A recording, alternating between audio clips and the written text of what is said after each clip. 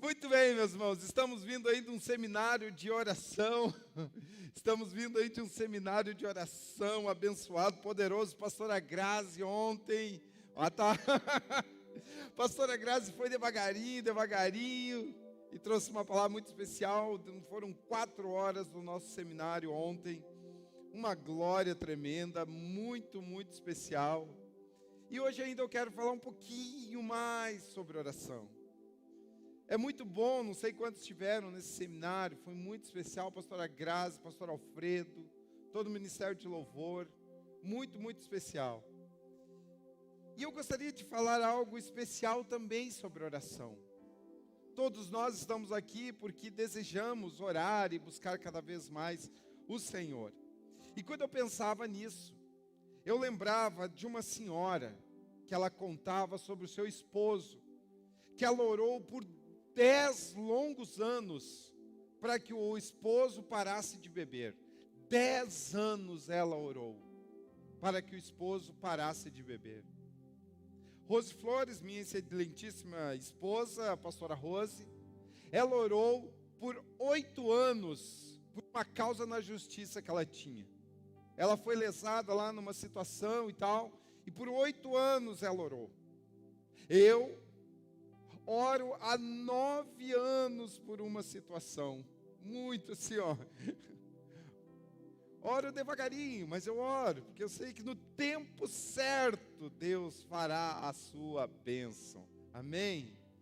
Nós temos uma casa lá em Novo Hamburgo, onde nós moramos um tempo e pastoreamos lá.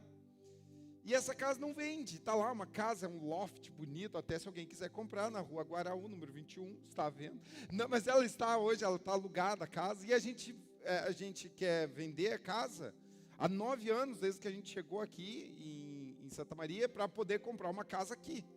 E daí eu fiz uns negócios lá e consegui, deu certo. Mas nós estamos esperando essa casa. Então são 9 anos, e Senhor, olha para mim lá, abençoa alguém para ir lá comprar a casa. E já aconteceram coisas interessantes de uma pessoa dizer assim, ó, eu estou vindo de outro estado, quero comprar a sua casa. E eu disse tanto, e ela disse assim, ó, para tu me reservar ela, eu pago 50 mil a mais. Eu digo, meu Deus, tá pronto, nossa, a casa é sua. Mas como tinha uma pessoa lá, alugando lá, a imobiliária dificultou, e o tempo passou, e eu perdi o negócio. Mas a pessoa queria, eu digo, meu Deus amado, então eu entendo que no tempo certo, Deus vai me dar essa bênção. Mas a ideia é, você já não teve assim, eu estou falando do seminário de oração, você já não teve assim o pensamento de que parece que às vezes a gente ora e a oração demora um pouquinho para acontecer? A titia lá, a irmã lá da nossa conhecida, 10 anos. Rose Flores, 8 anos, eu 9 anos, eu e ela, né, orando por essa casa.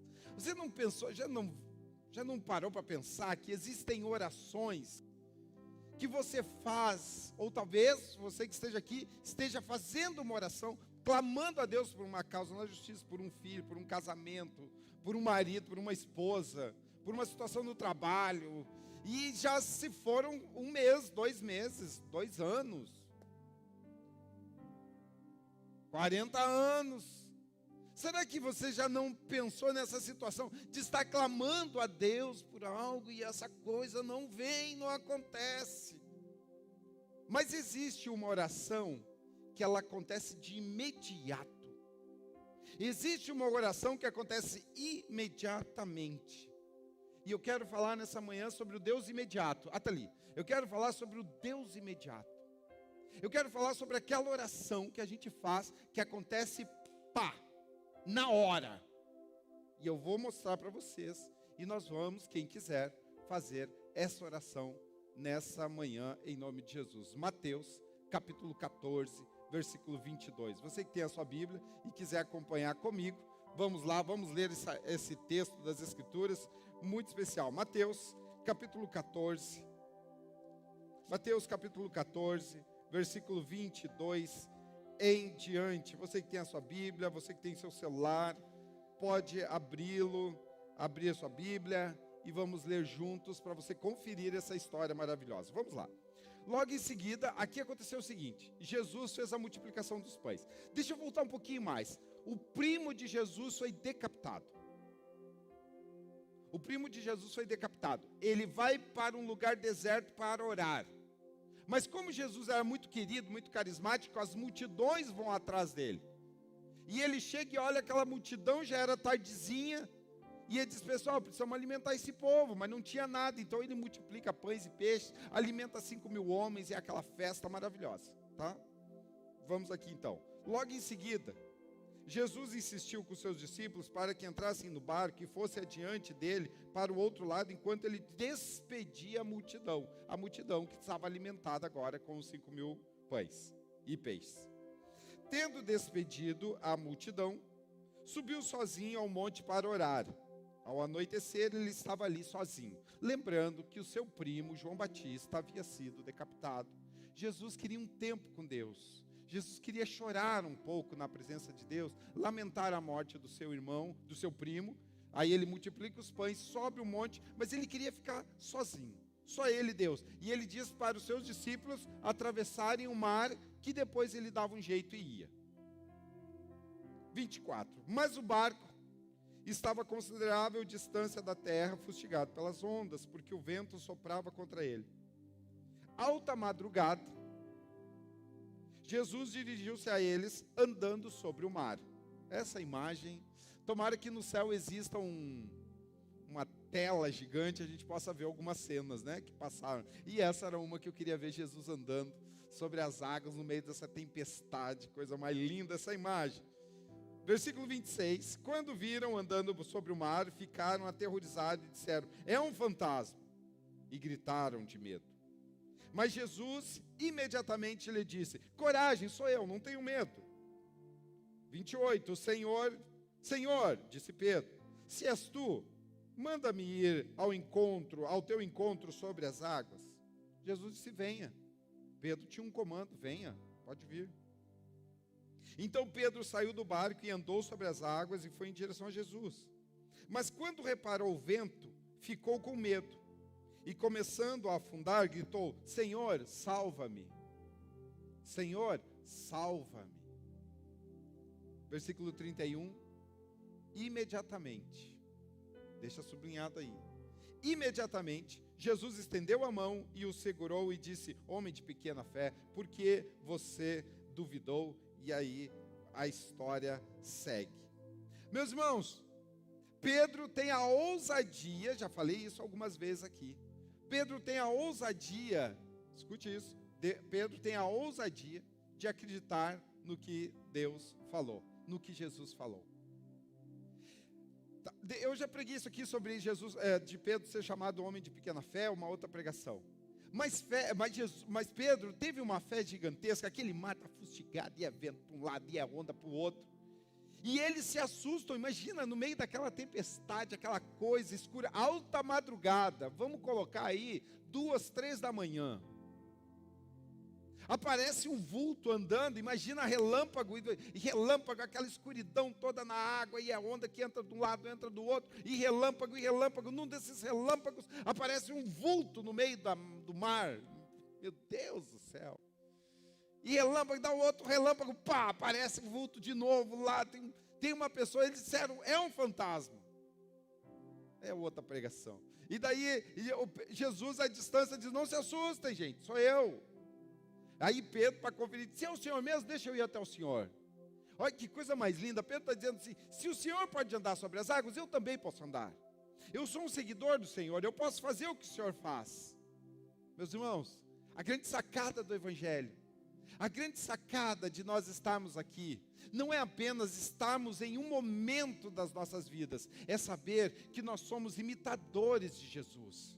Nós somos discípulos de Jesus. Discípulo de Jesus na Bíblia quer dizer que esse homem, que essa pessoa, esse discípulo, andava tão perto do seu mestre, que a poeira do seu mestre sujava suas roupas, que é a palavra talmidim, que é a palavra para o grego de discípulo. Esse homem, esse ser que andava tão perto do seu mestre, ele era sujo pela poeira que levantava do seu mestre. A ideia do Evangelho é nós andarmos tão perto do mestre, que nós começamos a entender que nós podemos fazer as coisas que o mestre fazia.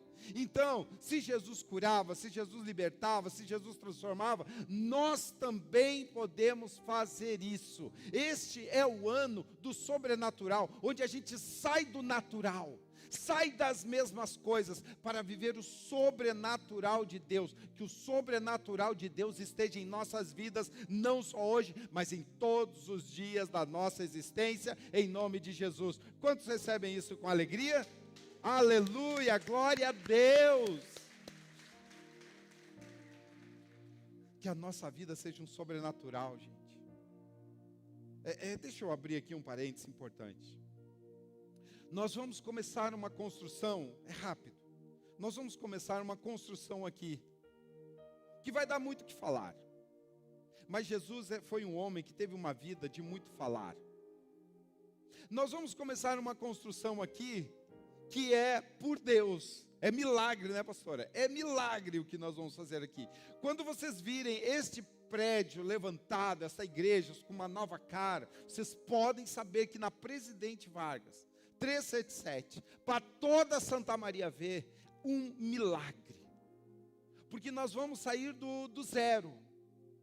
Do zero assim, do zero de finanças. Nós não temos um banco por trás, nós não temos um patrocinador, nós não temos todo o dinheiro, mas nós temos uma coisa maravilhosa, que é a ousadia, a coragem que o Senhor nos deu. Porque a palavra vai dizer, Deus não nos deu um espírito de covardia, e sim de ousadia e coragem no espírito.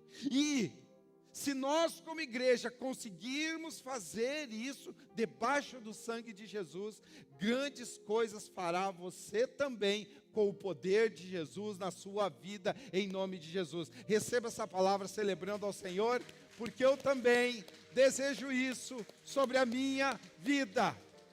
É hora, meus irmãos, eu já saí um pouco aqui, mas é a hora de nós aprendermos mais uma vez com o Templo das Nações, de levantarmos a cabeça e irmos para cima.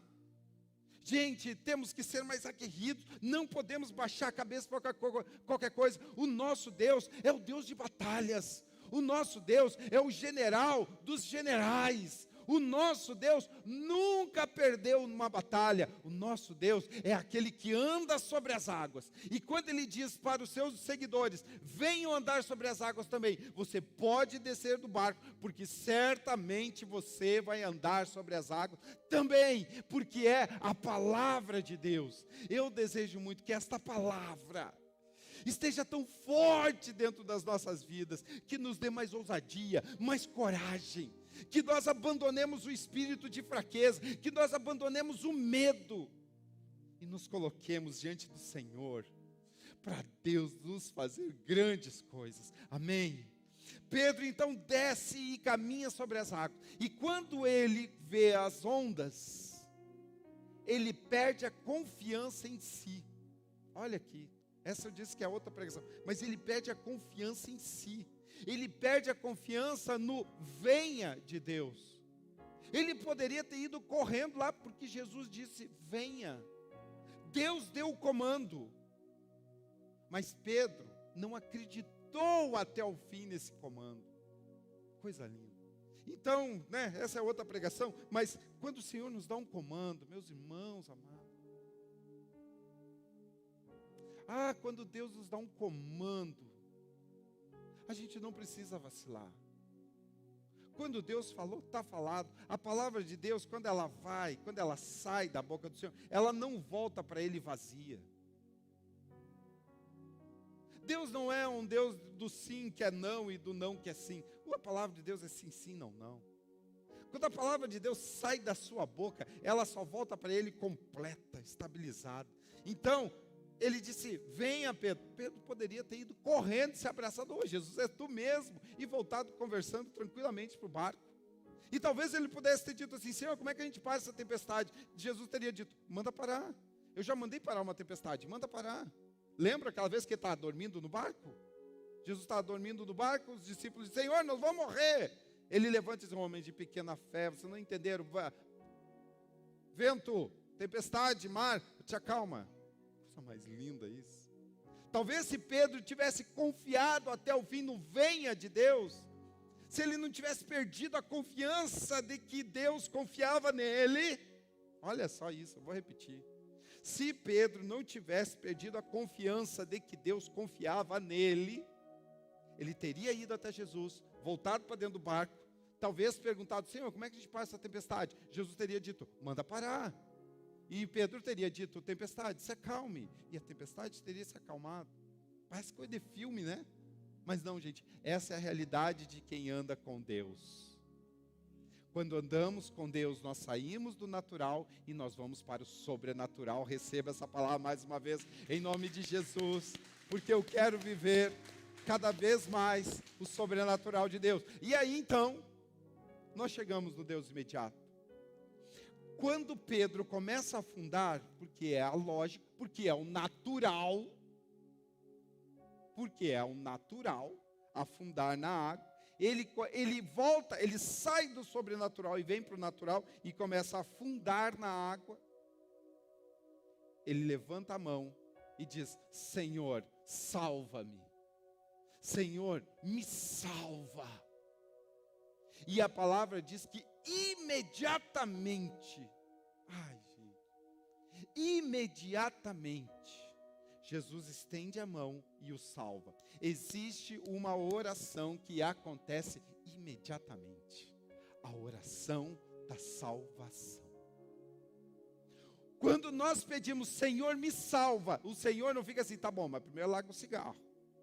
Senhor, me salva, tá, mas primeiro larga a cachaça. Senhor, me salva, mas primeiro larga a festança. Não, quando nós dizemos, nem que nós estejamos afundando e sejamos chamados de homens de pequena fé. Quando nós dizemos, Senhor, me salva, o Senhor estende a mão imediatamente e nos salva. Porque o propósito de Deus é salvar a nossa alma deste mundo perdido. Todos que vierem a mim, de maneira alguma, serão lançados fora. Quando nós pedimos a salvação ao Senhor, o Senhor nos salva imediatamente. Vamos pensar comigo. Lucas capítulo 15, tá? Lucas capítulo 15 tem a parábola das coisas perdidas. Lucas capítulo 15 vai contar primeiramente a ovelha perdida. A ovelha perdida se perde, o pastor deixa as 99 e vai buscar a ovelha que se perdeu. Mas, acho que é o versículo 17 de Lucas 15, vai contar do filho perdido. O filho se perde, mas o pai não vai atrás. Talvez você vai me dizer, mas o pai não vai atrás desse filho que se perde. Olha só, a ovelha é um bichinho muito carente. É um bichinho que está sempre precisando de salvação. Precisa sempre de ajuda. O tio das pastoras, pastora Rosa, pastora Fátima, pastor Denise, já falecido, Jorge, um dia nós fomos lá matar uma ovelha. E ele falando, assim, a ovelha é o bicho mesmo, ovelha, né? Do quanto a ovelha ela é frágil. Do quanto ela é obediente, do quanto ela é necessitada de alguém que a guie. Daí então lá matamos a ovelha, e ele falando sobre tirar a pele, couro da ovelha. Eu como matador de ovelha sou um bom pregador. A lã, pelego. E ele dizendo que, como é que é? A faca não pode encostar na carne, que senão pega o gosto, uma coisa assim. Isso, aí você tem que puxar o pelego. Não, eu fiquei olhando, eu e o pastor Pedro estava matando a ovelha. Ele conhecendo a Adelaide, quando ele foi fazer, né, o negócio, tem que falar, né, tem a turma vegana e vegetariana, estão certos. Mas quando foi fazer aquele negócio aqui no pescoço, assim, ele olhou para mim, eu acho que ele viu que eu era meio viozinho, ele disse assim, tu quer olhar? Eu digo, não quero, pode olhar. E sangueiro, eu desmaiei. Não, mentira, não desmaiei. Mas quando ele colocou ali, saiu aquela sangueira, eu digo, Deus do céu, pobre do bichinho, né? E daí ele falou, não, mas ela foi criada para isso, né? Aí enquanto ele tirava, todo delicado, Uma vez eu tenho um amigo que é um pastor galterião, assim, ele falando que a ovelha, agora eu vou falar com a turma aí que entende, que qualquer piquezinho na ovelha, se não for tratada, pode virar uma bicheira. É isso, né? Qualquer piquezinho.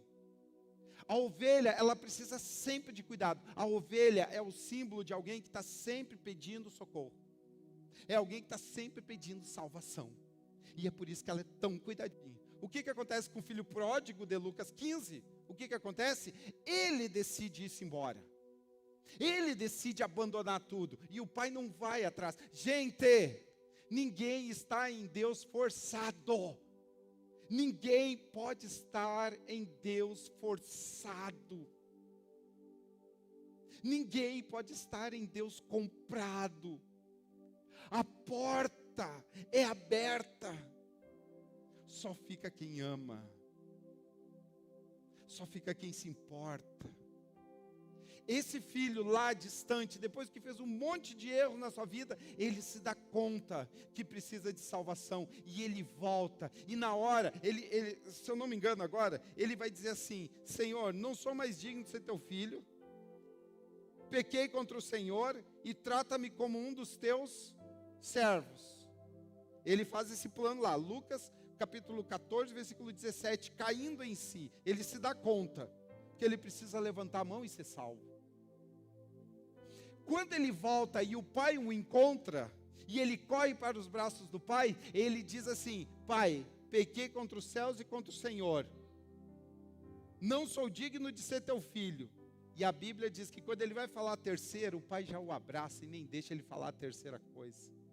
Sabe por quê, meus irmãos? Porque Deus, quando a gente levanta a mão e pede para Deus para ser salvo, o Senhor imediatamente nos salva.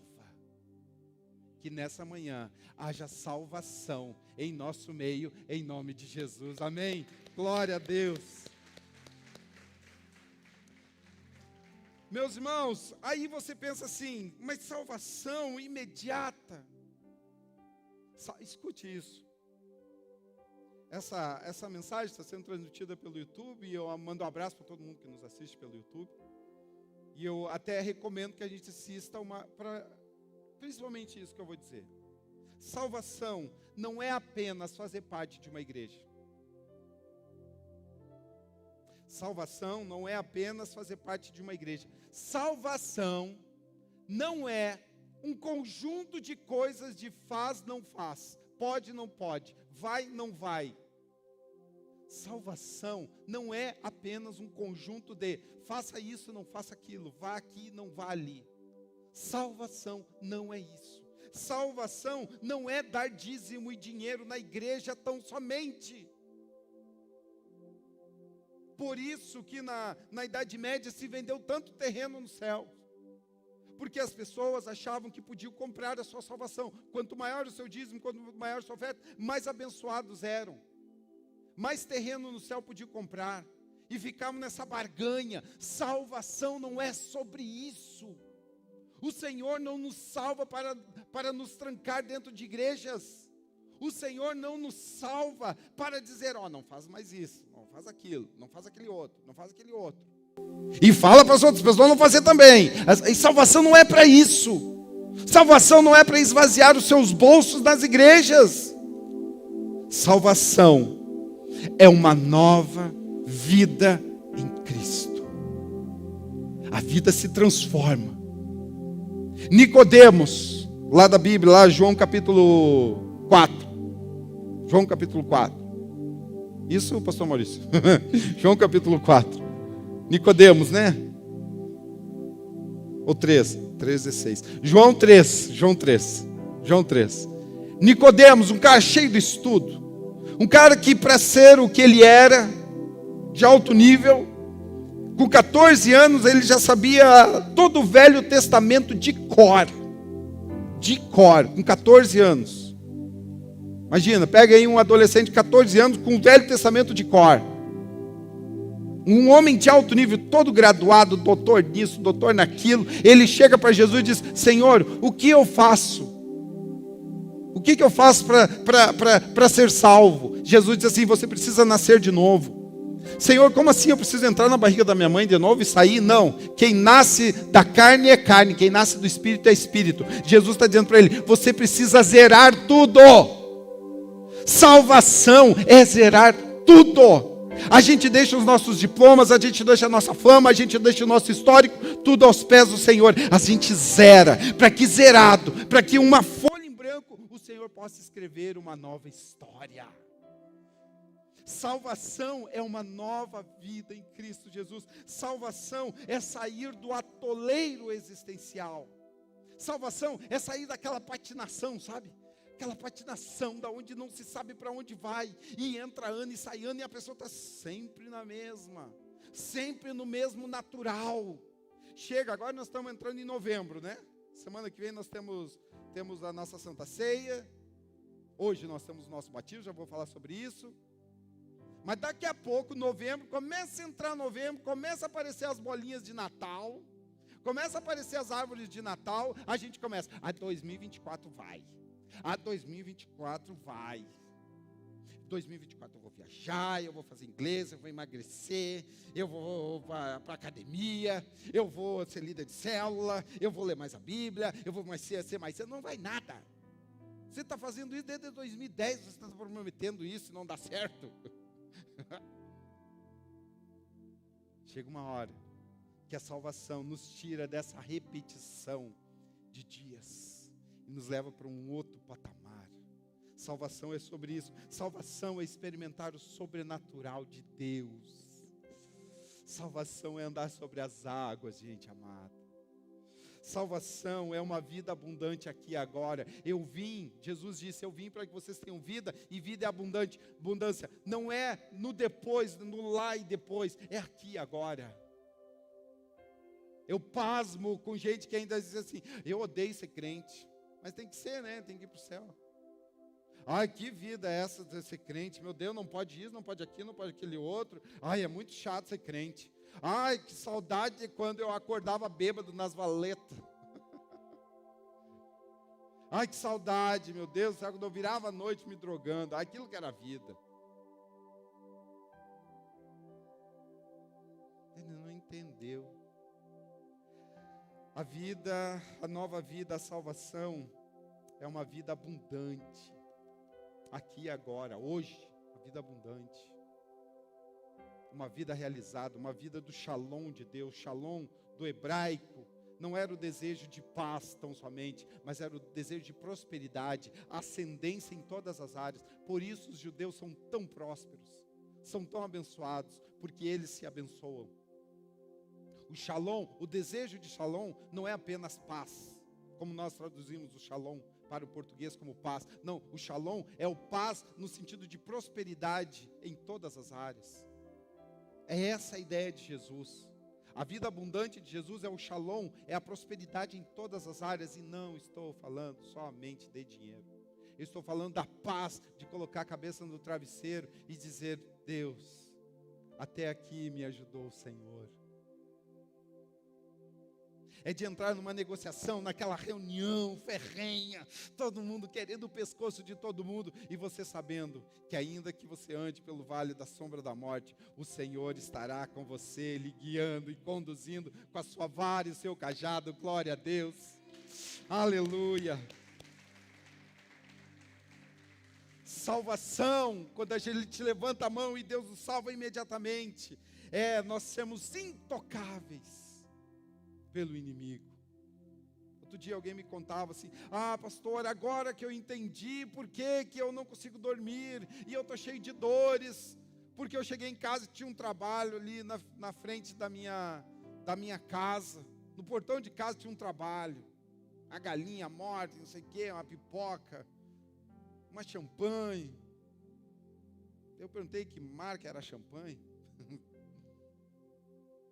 Já não tem mais, gente. 2 Tessalonicenses 3,3, Deus é fiel, e o inimigo não lhe toca, não toca. Se você está com problema de saúde, é porque você está com problema de saúde genética, alguma coisa, mas não foi o diabo que colocou aí.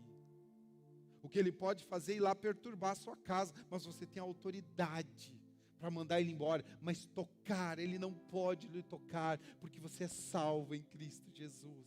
Porque você levantou a mão e disse: Senhor, Jesus, me salva. E ele imediatamente, o Deus imediato, imediatamente lhe tira do lamaçal do pecado, imediatamente lhe tira do inferno, porque Deus é amor, gente.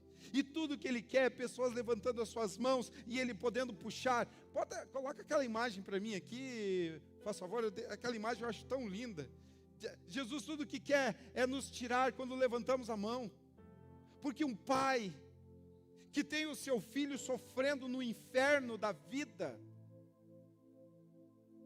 tudo que ele quer é poder pegar esse filho e dizer: vem para cá, filho, sai daí, filho, vamos ajeitar essa situação, filho. Ai, eu acho essa figura tão bonita, gente. Eu me identifico tanto com ela, com essa imagem desse Jesus estendendo a mão para mim, ali debaixo d'água, me afogando. E só Ele pode me salvar. E Ele vem e me puxa, e me tira dessa coisa. E é imediatamente. Ele não fica assim, eu pedindo socorro, pedindo transformação. E o Senhor diz assim: deixa eu pensar. Vamos ver se hoje eu vou ajudar Ele. Aí outras orações, para vender casa, para ganhar na justiça. Parece que Deus vai botando para o fim da fila. Não, Ele vai botando para o momento certo. Mas agora, quando a gente diz: Senhor, eu quero sair deste inferno, Ele levanta a mão. A gente levanta a mão e na hora Ele nos puxa. Pode deixar aí, que a gente fica olhando, olha lá Ele se rindo, faceiro, que a gente está sendo salvo. Salvação. Se rindo, faceiro, Jesus. Jesus, salvação é fazer parte da família de Deus. É ser parte dessa grande família de Deus, onde um cuida do outro, um protege o outro. Meus irmãos, deixa eu encerrar dizendo que há orações que vão demorar mesmo, mas existe a oração imediata, a oração da salvação. Hoje à noite, nós teremos batismo. Nós teremos várias pessoas que em algum momento da sua vida levantaram a mão e disseram: Senhor, me salva. E elas querem publicar, elas querem tornar isso público. Querem tornar isso público. Isso é o batismo. O batismo é dizer: Senhor, me salva. Não mais vivo eu, mas o Senhor vive em mim. Senhor, me salva e transforma a minha vida. Eu não quero apenas fazer parte de uma igreja, eu quero fazer parte da igreja toda, de todos os salvos, de todas as religiões, de todos os lugares do mundo. E nessa manhã eu quero lhes convidar a fazer a oração do Deus imediato. Eu quero lhes convidar a mais uma vez, independente se você já fez essa oração há 10 anos, há 20 anos, há 30 anos, você disse: Senhor, me salva. Que a gente possa dizer isso hoje, dizer amanhã e dizer todos os dias que nós estamos totalmente na dependência do Senhor. E você pode ter certeza que o Senhor sorridentemente estenderá a sua mão para nós e nos tirará deste afogamento. A Ele toda a glória, hoje e sempre. Amém. Vamos celebrar o Senhor com alegria. Aleluia. Vamos ficar em pé para nós orarmos ao Senhor. Aleluia. Feche os seus olhos. Pense em Deus. Diga: Senhor, eu quero ser salvo. Mais uma vez me salvo. Senhor, como há 20 anos, ou como semana passada, eu disse para o Senhor que eu queria ser totalmente seu. Hoje eu digo de novo, e amanhã direi de novo, que eu só quero ser salvo em Ti. Que eu quero ser transformado por Ti, que eu quero uma nova vida em Ti. Vamos orar.